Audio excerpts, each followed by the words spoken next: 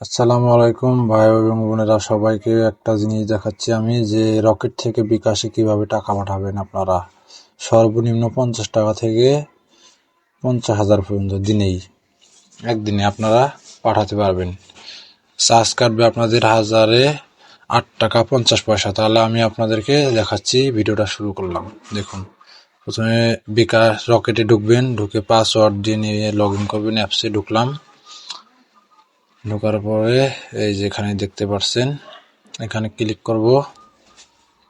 Click করার পরে এই যে নীল যে এটা আছে এমএফএস, এটার মধ্যে ক্লিক করব। ক্লিক করার পরে এই যে উপরে দেখতে পাচ্ছেন, এখানে ক্লিক করবেন। করার পরে যে মোবাইল ব্যাংকিং আরো কিছু যোগ হবে, নগদ উপায় সবটি যোগ হবে। আপাতত বিকাশ যোগ হয়েছে, বিকাশটাই দেখাচ্ছি। বিকাশে ক্লিক করলাম, করার পরে এখানে ফোন নাম্বারটা দিচ্ছি।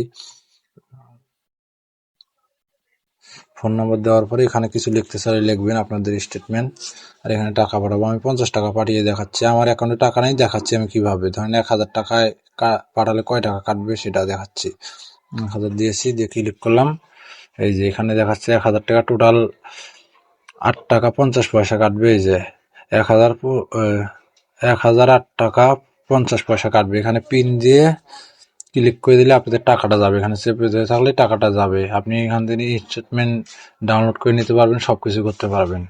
সবাই এইভাবে ট্রাই করে দেখুন, যে সবারটা আপডেট না দেওয়া থাকলে আপডেট দিয়ে নেবেন আপনারা সবাই রকেট অ্যাকাউন্টটা।